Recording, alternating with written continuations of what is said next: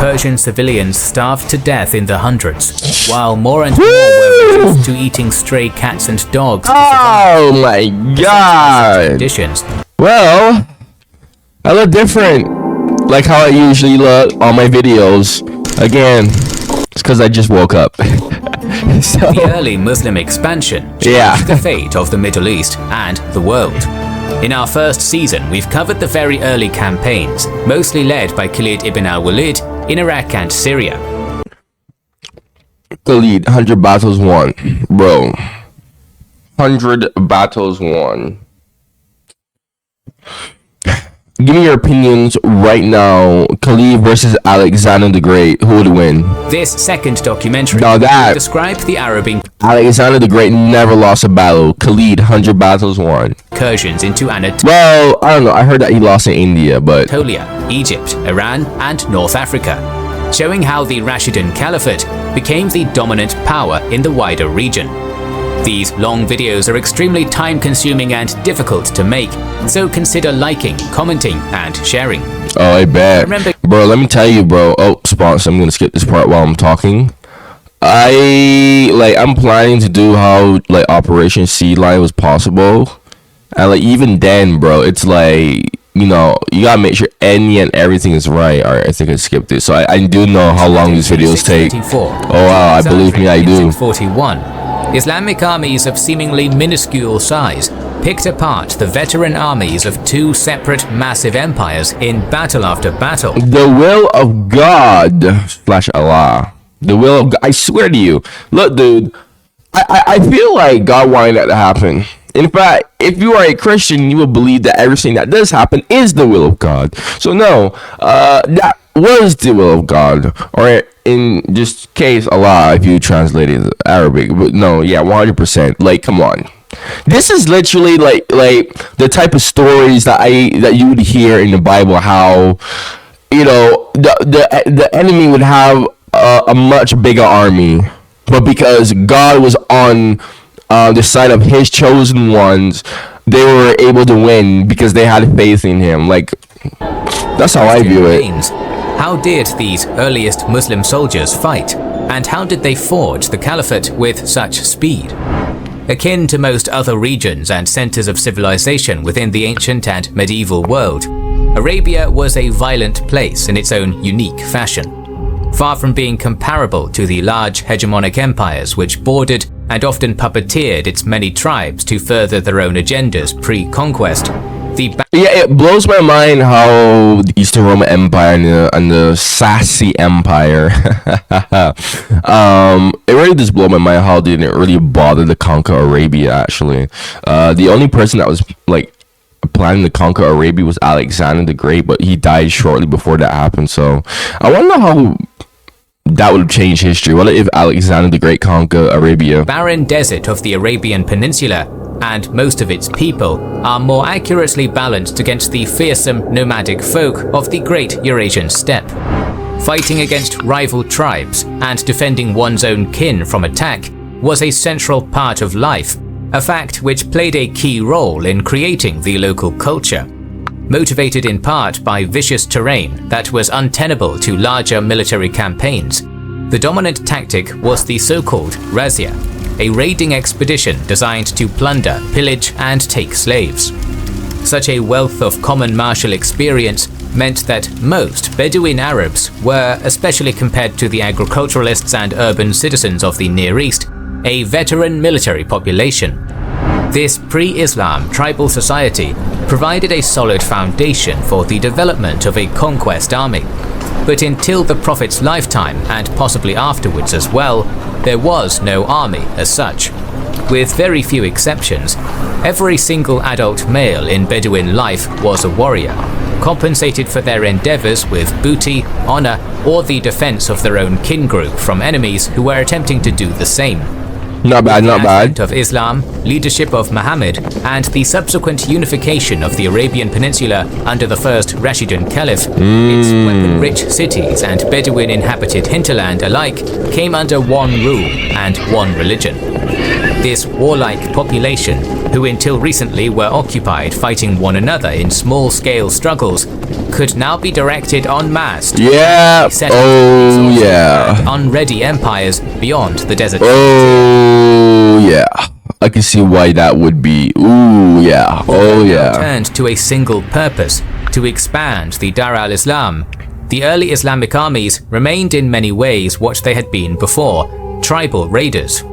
As the assault on Byzantine began, it quickly became clear that the established empires were not going to be met on their own terms. It was to be a mobile war of razzia, which the two emperors and their armies, each bent towards attacking the other, simply could not match. To this purpose, a primary strategic weapon of war utilized by the conquering Arabs was the unassuming camel. Accustomed to traveling across incredibly arid terrain with essentially no water, these workhouse pack animals were used to lethal effect on campaign. Camel-mounted armies of Muslim infantry would frequently strike Byzantine or Sassanid territory from unexpected, undefended angles, bleeding the empires of manpower and money before fading back into the desert, where their enemies simply could not go. That is horrible. That is so broken. How do you counter this? I was literally just about to say camels are extremely broken in this type of environment. Actually, no. Technically, camels could live anywhere, right? Could they not? Right? It's just that because they lived in the desert, they adapted. They literally adapted to live in the desert, meaning that they could go so long. So, oh wow. Yeah, oh dude, how do you counter this? Yeah, I can see why this. Oof, this is actually quite fun learning about how the early caliphates expanded into Mesopotamia and Anatolia and all that. That's actually quite fun. Yeah, I'm actually learning a lot and I love it. Imagine playing a game of Civilization and possessing an area of apparently impassable terrain near your key resource-producing regions, so you naturally do not fortify the area because you don't need to. After all, if no powerful enemy can get there, they can't attack it anyway. However, one of your underdog opponents then starts cheating and bypassing the impassable to strike at the heart of your most crucial land. Worse still, you can't chase them back through that terrain. If you try, you give them the opportunity to strike elsewhere. This is what the established empires must have felt when the Muslims started attacking. Khalid ibn al-Walid, arguably the greatest early Muslim general, exploited this prodigious mobility to frustrate and exhaust a Sassanid imperial army in what is perhaps the greatest example of its use. During an attack in 633, Khalid planted his Arab army in front of Hufair and tempted Persian general Hormuz, then stationed at Kazima, to approach him. His heavily armored force embarked on a tiring march to do so. When the commander got there, however, he discovered that the Muslims had ghosted into the desert and were beelining back towards Kazima. Bound to march in the defense of such a strategically vital place, Hormuz forced his unruly, exhausted troops on a countermarch. By the time Hormuz arrived back near the city, his army was near mutinous, barely in a fit state to move, let alone fight, and in a terrible situation. Meanwhile, Khalid's well-mounted, leisurely stroll back to Kazima had allowed his forces to prepare adequately. In the subsequent Battle of Chains, rejuvenated Muslim forces soundly thrashed Hormuz's thoroughly outmaneuvered, physically drained army. That is so evil, Khalid. That is so evil. But you know what? It's so smart. It's so smart. This is... You know when you see something that is so genius, you're just in awe? That's me right now. The average Arab warrior of the early Islamic conquest period would have been far less standardized in form than a soldier from the Byzantine or Sassanid empires. Infantry and cavalry were both prominent, despite Arabia's prominent lack of viable horse-rearing ground. Moreover, the distinction between foot and mounted troops was often blurred. Changing with the situation, Cavalry might dismount and fight as infantry, while what might be dubbed mobile infantry were frequently carried to battle on horses or camels. Equipment, relatively similar between both cavalry and infantry, was purchased and provided by the individual warrior or tribesman, rather than being issued by the Rashidun Caliphate as a state. However, potential combatants who were indeed too poor to assemble equipment of their own might be assisted by wealthy kinsmen, neighbors, or other benefactors. Even for the well-to-do in Muslim society, however, good quality equipment was scarce in the early days. There was nothing overly unique about Muslim weaponry during the wars of expansion. Spear, sword, and bow were the primary methods of assault, but it is said that the Arabs possessed particularly long spears and remarkably short swords when compared to their enemies. As this short sword was carried in a shoulder baldric rather than a belt at the waist, it is likely that this style was copied or inspired by the old Roman gladius, which was kept in a similar manner. Metal armor seems to have struck both hot and How would they be able to copy that? cold in the Arab mindset from the very beginning, as is evident in a saying of the second Caliph Umar. He describes mail armor as keeping our horsemen busy, a nuisance Look at for our this. infantry. This drip. That drip goes so hard. That drip goes so hard. Bro, I swear, every time I see this, I feel like playing Mount and Blade Bannerlord. Guys, I swear to you, if I get enough people, right, if I get enough subscribers, I would literally create a gaming channel relating to history. I'm serious about that. I just don't have enough subscribers yet. Is a strong protection. Originating from the scalding hot and sun-bleached deserts of Arabia, heavy armor must have seemed anathema to Arab warriors at first, due to the sheer discomfort it must have brought on when worn, not to mention its encumbering effect. We can imagine the more well-off Arab warriors. Let's talk about heavy armor real quick.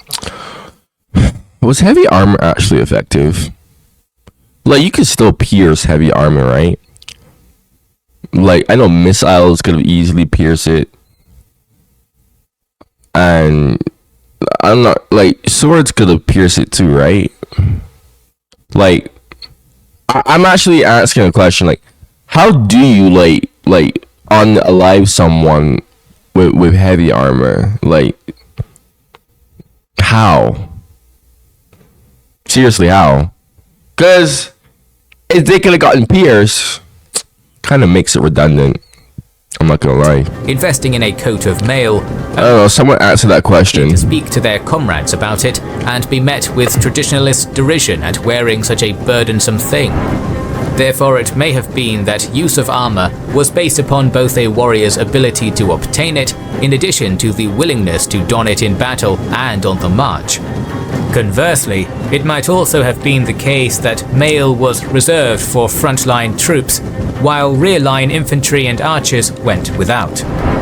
Whichever the case, a notable and repeated occurrence during the Rashidun's expansion was trouble facing enemy archers. It became so bad that whilst fighting the Byzantines in the eventual victory at Yarmouk, Islamic warriors suffered what became known in legend as the Day of Lost Eyes.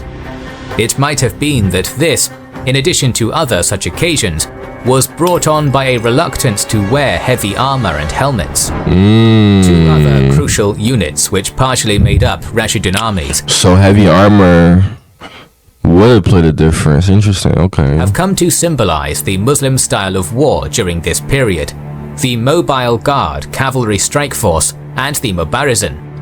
Rather than being a default part of the Islamic Army of Expansion as an institution, however, the Mobile Guard in particular was in fact a circumstantial reorganization enacted by the great general Khalid ibn al-Walid in the middle of his invasion of Syria. After the commander's triumph at Ajnadayn in late 634, it was clear that the next stage of the Muslim invasion would have to pierce deep into Syria. So, sifting through the 8,000-strong army under his leadership, Khalid extracted the most veteran, most elite, and deadliest fighters to form a 4,000-man strong band of horsemen, which was known as the Army of Movement, or more commonly, the Mobile Guard. In an army whose warriors were already battle-hardened veterans, these paragons were the creme de la creme, One of those hand-picked 4,000 was the near-mythical warrior Kaka bin Amr. Not only did this ferocious lieutenant supposedly play a crucial role in both the Battle of Chains and the Battle of Yarmouk, but he was also personally chosen by the Caliph to lead Arab reinforcements to the Battle of al-Qadisiyyah. If our sources are to be believed, he also played a key role in winning this domino-toppling clash as an energetic cavalry commander. That was the sheer quality of soldiers assembled together in Khalid's elite unit. As a coherent and unified force, the Mobile Guard was frequently used by the legendary Sword of Allah as a lethal mounted reserve, which could be used whenever it was seen fit. It could plug a hole in. So this is like season 2, episode 1 of early Muslim expansion. Okay, so it seems like he's just going over like tactics and infantrymen and whatnot. Interesting, but we're getting a bit of a recap, so I'm not complaining. To where aid was most needed, or it could sweep around the flanks of an enemy to roll up their battle line and win the battle. Under Khalid's generalship, it played both of these roles during the battle at Yarmouk. Despite its fame and flashy style of warfare, the Rashidun Mobile Guard was an incredibly short-lived entity, which nevertheless served its purpose. When Khalid was dismissed from his post by Umar, the regiment as a unified entity was simply disbanded and its members dispatched to other fronts in Islam's ongoing wars of conquest. Many more of its warriors apparently passed away during the plague of 639 to 640, and those few who survived accompanied Amr ibn Alas to Egypt. The Mubarizan, translated as duelists or champions, served the purpose one would expect of a warrior bearing their title. The bravest men in all the Arab armies, Mubarizan would step forward alone and battle a Byzantine or Persian champion in the ritualized single combat which was so common in that period. Arab champions were particularly deadly, gaining victory in most battles. As victors, they would bring pride to their religion and caliphate, morale to the army, and conversely demoralize the enemy force. Still, despite their successes, Muslim forces frequently found themselves on the sharp end of heavy casualty figures, and manpower replenishment rapidly became an issue that the caliphs needed to deal with. Yeah, that is something that I've noticed, is how the Muslims miraculously, bro, like take so much heavy casualties, bro, and I mean, and despite the heavy casualties, they're able to just do it, like keep going, you know, like. Part of this shortfall was made up by non-Arab deserters who took up with the invaders and quickly became key cogs in the overall machine of expansion out of the Arabian Peninsula.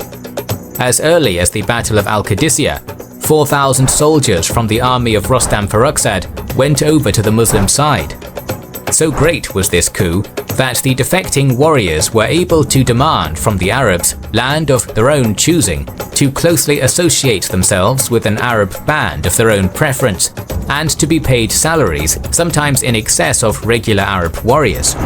These and other such traitors to the Sassanid Shah's cause were known as the Hamra, or Red People. This phenomenon became so prevalent that during the Muslim invasion of Khuzestan and the siege of Shushtar, a famous unit of elite Persian soldiers, known thereafter as the Asawira, led by one of Yazdegerd's most senior and trusted commanders, also went over to the Caliph's side. Not only did these most capable of soldiers convert to the new and rising religion of Islam, but they were given in exchange the highest possible level of pay, dwellings in the new town of Basra, and a position of honor within the Bani Tamim tribe. While a massive amount of Byzantine territory was lost to the Arabs, it paled to the annihilation which they inflicted on the Sassanid state, almost certainly in large part due to this lack of faith in their leadership. Persian civilians and soldiers alike seemed all too eager to defect and join the invaders at the slightest opportunity, perhaps due to instability within the royal house, weakness of leadership, or oppressive taxes. Conversely, Arab soldiers were, as soldiers go, relatively well behaved. Atrocities still no doubt occurred in great quantities, as they do in the vast majority of military conflicts. However, Islamic rules about military conduct, known as Siyar, mandated that some sense of civilization remained even at the darkest points of war. Enemy envoys were to be safeguarded and inviolate, non-combatant civilians were to be treated as neutral parties, and truces were to be accepted wherever possible. Do not kill women or children, or an aged infirm person, once proclaimed Caliph Abu Bakr. Do not cut down bearing trees. Do not destroy an inhabited place. Do not slaughter animals except for food. Do not burn beasts and do not scatter them.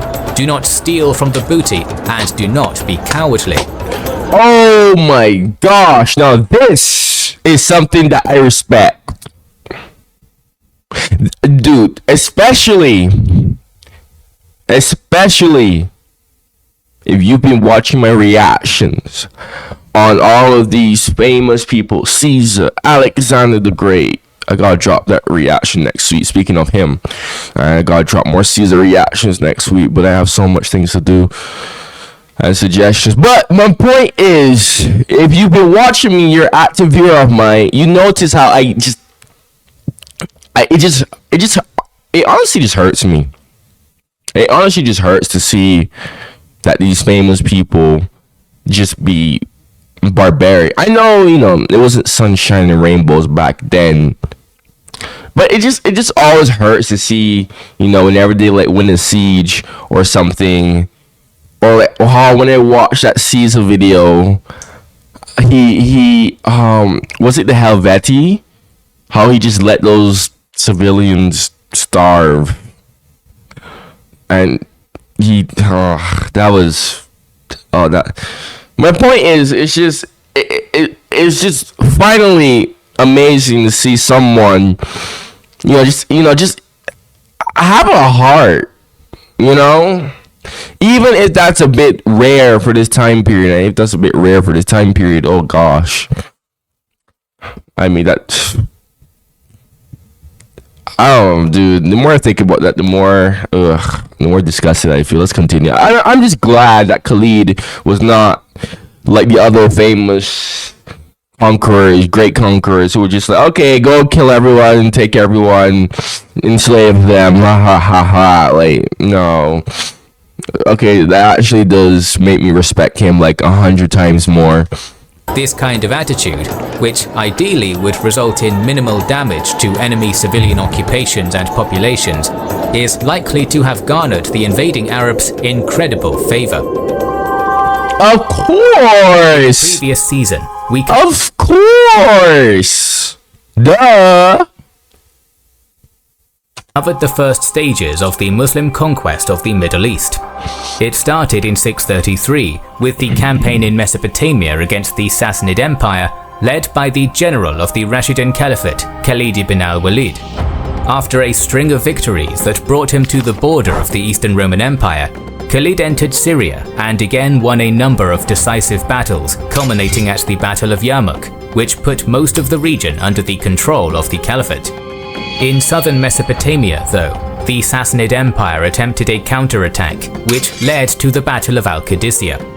After the battle, that continued for days, the Muslim army, commanded by Sa'd ibn Abi Waqqas, defeated Rostam's Sassanid force.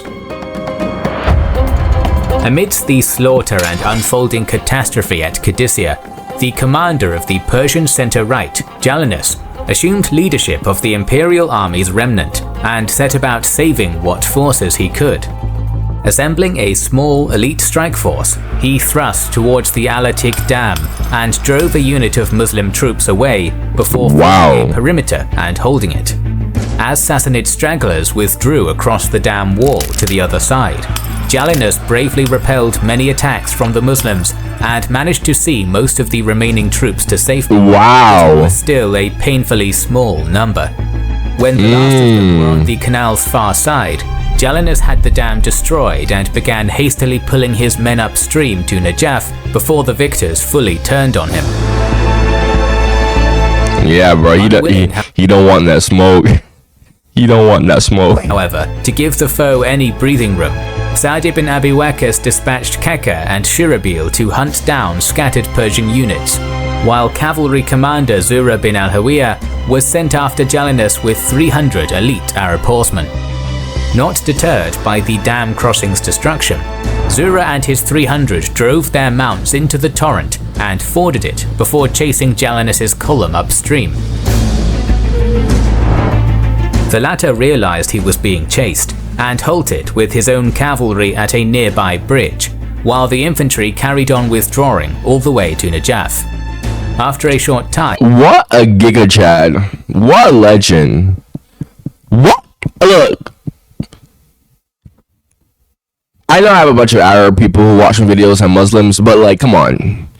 This is something you respect. Like, he's trying to let his troops get away. This is super commendable. Like, this is very, very, very respectable. The horsemen of Zura came across Jalinus's valiant rearguard and charged it, breaking the formation swiftly and provoking its leader into yet another withdrawal. His heels constantly bit by... he's like he's tired, man. He's super tired. Zura as he did, Jalinus chose to turn and face the enemy in a final fight, believing that the best way to stop the pursuit was to kill the leader. So, he halted his forces, turned about face, and arrayed for battle, before personally riding before his troops and challenging Zura to single combat. Galloping forward atop their horses, the two exhausted commanders fought one another to decide the issue once and for all. And once again it was the Muslim who came out on top after a hard-fought struggle. Jalinus was killed, and his cavalry took flight, but many were still caught and honestly, rest in peace to that legend. Slain by Zura's riders. Rest in peace to that Giga Chad legend. By sunset, the 300 reached Najaf, where they halted for the night. With the aim of conquering prosperous Iraq, which the Muslims believed was the heart of the world, Sa'd reorganized his 20,000 troops into 5 marching corps, with Zura retaining... It's honestly sad to see how Iraq turned out. It's honestly sad to see how Iraq, Syria, at least Saudi Arabia isn't doing too bad. Although granted, if the government needs to diversify its economy, although it's been trying to diversify its economy in Saudi Arabia away from oil because they know how volatile oil is. But yeah, right now Saudi Arabia is very impressive. Very impressive. Even oil or not, it's still impressive how Saudi Arabia is doing, because if you go look up north, Iraq is doing terrible, Syria is doing terrible. Iran is doing okay, I think.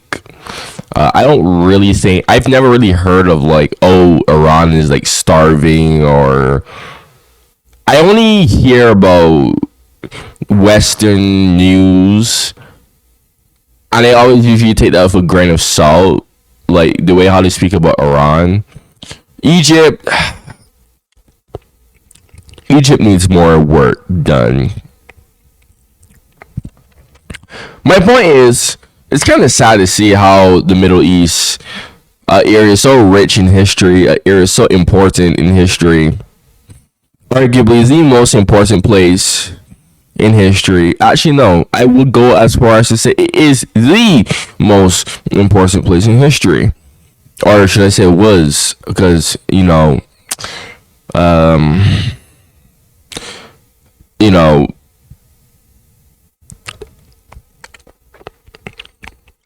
don't even know, like, America just, the Americas, I guess, took that spot mostly because of America. It's just sad to see what happened to the Middle East and how the Middle East turned out to be, especially Syria and Iraq, those areas around Mesopotamia, super rich in history, how important they were, and they just turned out the way that they did. Now, I'm not pointing fingers at anybody. don't think that. I'm just saying, it's just sad.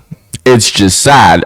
Like, even before I even react to any of these Islamic videos of Islamic history and whatnot, I always thought that I knew how important Mesopotamia was.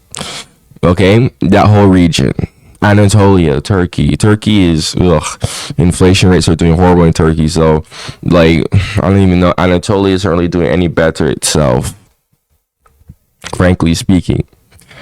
I mean, and then there's North Africa with Libya. Libya under Gaddafi would have probably been prosperous today, but American imperialism unfortunately destroyed Libya. I should not have said that out loud. I don't want. I'm done speaking.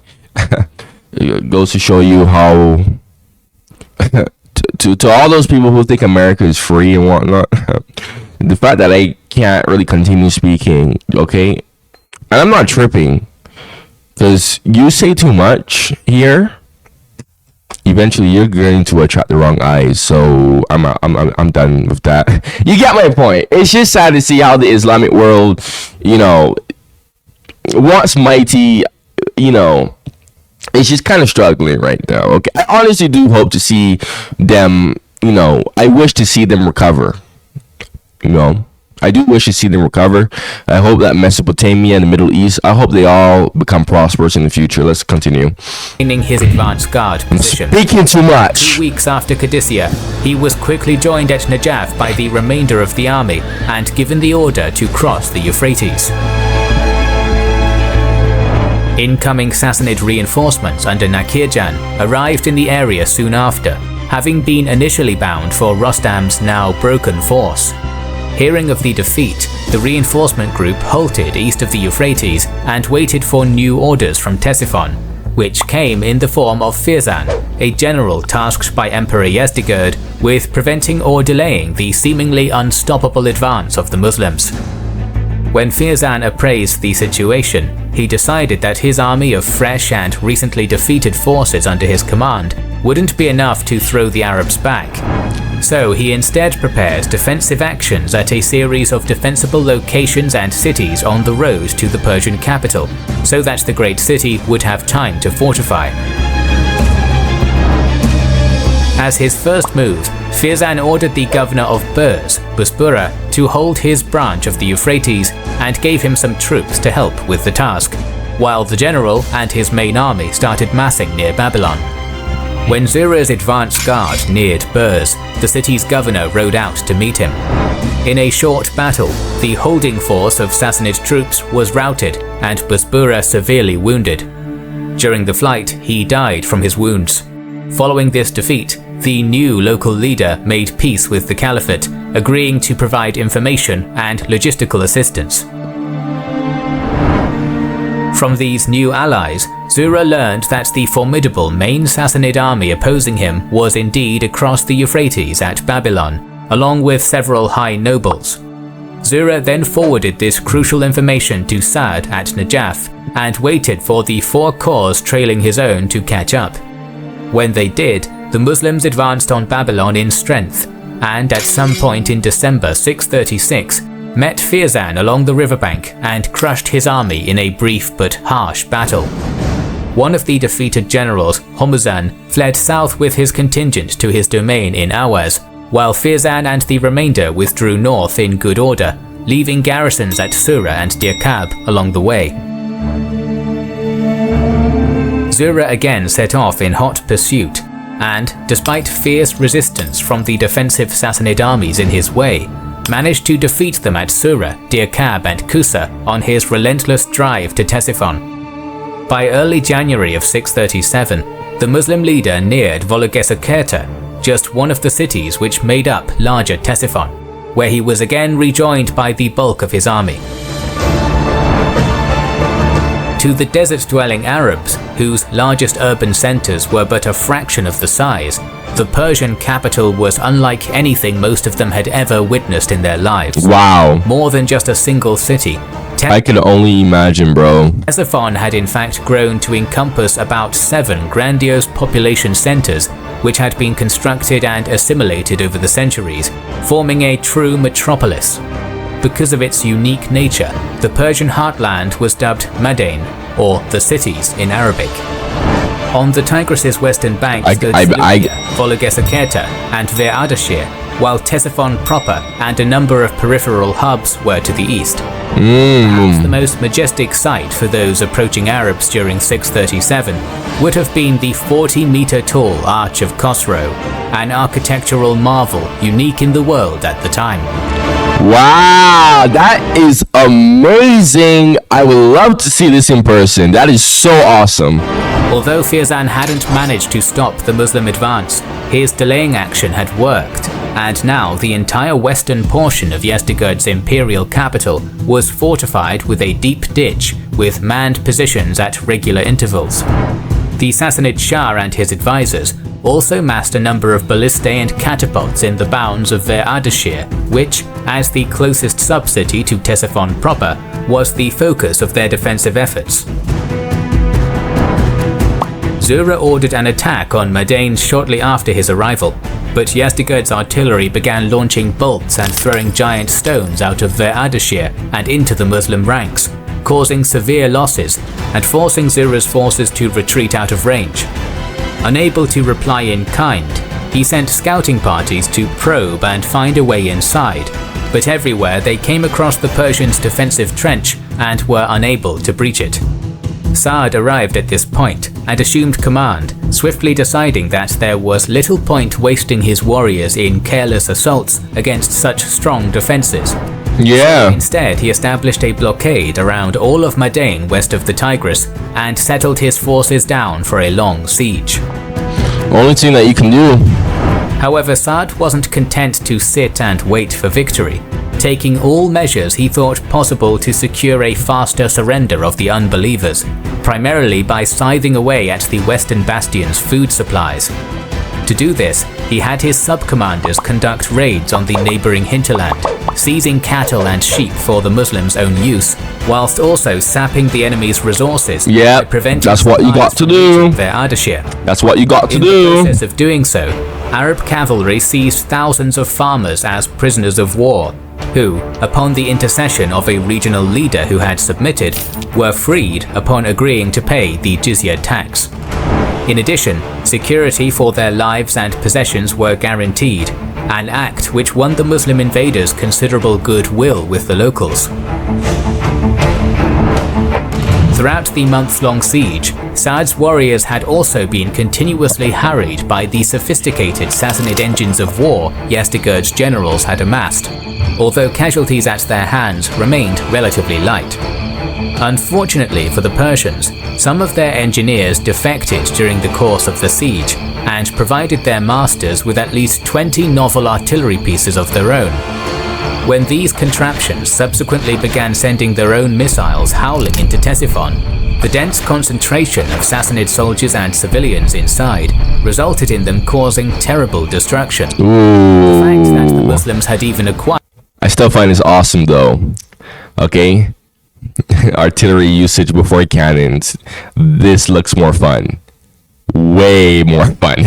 Weaponry of this kind, which had until then been universally in Persian hands, also badly affected morale. By mid-March 637, Western Madain's situation was becoming intolerable. Persian civilians starved to death in the hundreds, while more and more were reduced to eating stray cats and dogs. Oh my god! Conditions. That's so awful! Sassanid troops not manning the ditch were concentrated into a single strike force and led in a desperate sortie beyond their defenses. The Muslims arrayed to meet them in a pitched battle, and a desperate struggle began. Zura's corps was in the thick of the action. He himself was an arrow. Despite his injury, the valiant Bani Tamin chief led a counterattack and personally slew the Persian strike force commander, after which the defenders withdrew behind their ditch. This is what I'm saying, like the Muslims, man, they take so much casualties, man, and they still pull off. The savage fighting to repulse the Persian attack was followed by a few hours of eerie calm, during which a Sassanid officer approached the Muslims with an offer. Each belligerent would retain whatever territory they had captured on their respective sides of the Tigris. However, these conditions were declined with the reply, "There can never be peace between us until we get the honey out of the lemons of Kusa." When these peace overtures were rejected, the Persian forces in Ardashir quietly withdrew from their positions and pulled back across the Tigris. Western Ctesiphon was now under Muslim control. Yezdegerd III also sent his family, retainers and treasury ahead to Hulwan, where the emperor intended to move his court if the great capital fell. Although behaving as if defeat was already inevitable, from his seat in the White Palace, Yezdegerd appointed Rostam's brother Kurazad and Miran to command the defense of the eastern city. These generals promptly redeployed their remaining forces on the eastern bank and waited for the besiegers' next move. That same evening, on the river's edge of newly occupied Ardashir, Saad stared across the Tigris at the glorious Arch of Khosrow and pondered his next move, eager to claim it for Islam. As Muhammad's former companion, yo, I could only imagine, bro. I would love to experience that, man. Seeing that arch. You never seen something like that and you're like, oh my gosh, I can only imagine the feeling. Strategizing himself, a Persian approached him and asked, "What are you waiting for?" Followed by the alarming revelation that not another 2 days will pass before Yezdegerd departs the capital with everything in Ctesiphon. Time was now of the essence. Another sympathetic local, possibly disillusioned by heavy Sassanid taxation, or possibly even a recent convert to Islam, took Saad to a known ford in the river, one which Saad deemed unsuitable due to the swift current and deep water. Rather than making a hasty decision right then, he chose to sleep on the issue and decide in the morning. During the night, Saad supposedly had a strange dream in which he saw the Tigris's waters, only they were flowing incredibly quickly and were unrealistically deep. Still, his own Arab cavalry appeared and plunged into the seemingly impassable torrent, reaching the other side relatively easily. The next morning, Saad convened a conference of his highest generals and declared that the cavalry would swim through the river, and asked if there were any volunteers to lead the dangerous attack. The first to put himself forward was Asim bin Amr, Kaka's tribal comrade and a dashing military leader, followed by 700 of the most reckless and brave Muslim warriors. After all necessary preparations had been made by mid-morning, Asim plunged into the water and began his crossing. Kurazad responded by ordering his Persians into the river to meet them, but after a hearty resistance, the Sassanid cavalry who responded were pushed back when one of their comrades from the city came, shouting, "Why are you killing yourselves? There's nobody left in Ctesiphon to defend." He was at least partially correct. Upon receiving word that the Muslims were crossing the Tigris, Emperor Yezdegerd had departed his capital for Hulwan, taking much of the imperial court with him. After their resistance faltered, most of the army defending the city followed suit, save for a Sassanid regiment fortified in the White Palace. On the Tigris, Saad took the opportunity Asim's lance-like advance had given him and began ferrying the rest of his warriors across to the beachhead, not without danger of succumbing to the raging waters. One man fell from his horse and fell into the current, but the all-powerful Kaka reached down in the nick of time and heaved him up. Despite the dangers of the crossing, in relatively short order, the entire Islamic army was on the eastern bank of the Tigris River. The moment Saad himself landed, all in the will of God, he ordered Asim and Kaka to move on the core of Ctesiphon, in the process of which they encountered token resistance, but this was quickly dealt with. The Muslims found their final opposition in the White Palace, but chose to deal with it by sending forward yet another companion of Muhammad, Salman. A Persian by birth, he had converted to Islam after meeting the Prophet in Arabia, and now his heritage proved a crucial boon. "I am actually one of you, I feel for you," he said upon meeting the defenders, and outlined the usual three choices: jizya, conversion, or death. After a short negotiation, the hopeless palace troops accepted the Islamic tax and surrendered. Ctesiphon, jewel of the Sassanid imperial superpower for over 4 centuries, was now in Arab hands, a people who had been a mere afterthought only years earlier. Wow! Separate columns of Arab riders under Zura and Kaka galloped forth from the captured city almost immediately, moving in different directions in pursuit of their enemy. The spoils were plenty. For example, 11 priceless suits of armor and swords which belonged to Heraclius of the Byzantine Empire, the Turkish Kagan, and other world leaders. What? Other treasures now in Saad's hands included gold, jewels, and imperial regalia. With the Sassanid capital had come the empire's boundless wealth, and also the first major mass conversions of Persians to Islam. Salman the Persian in particular played a role in this religious change, preaching to his countrymen the values and beliefs of the new faith. Although Ctesiphon and all the Sawad was lost to the House of Sassan, the Persians' resistance to their conquest by the Muslims would continue in the old heartland beyond the Zagros. Yep. That was excellent. That was excellent. Excellent video. You made it all the way here. If you like what I got to say in my reactions, man, go subscribe. If you don't, well, whatever. Go check out my other reactions on my channel. I have plenty of Islam reactions on my channel at this point, and I have plenty of other historical reactions on my channel, man. This is a very good, excellent video. Make sure to like the video so that my videos stay on the YouTube algorithm. If you have any suggestions, just go comment down below for me. Thank you for watching, and goodbye.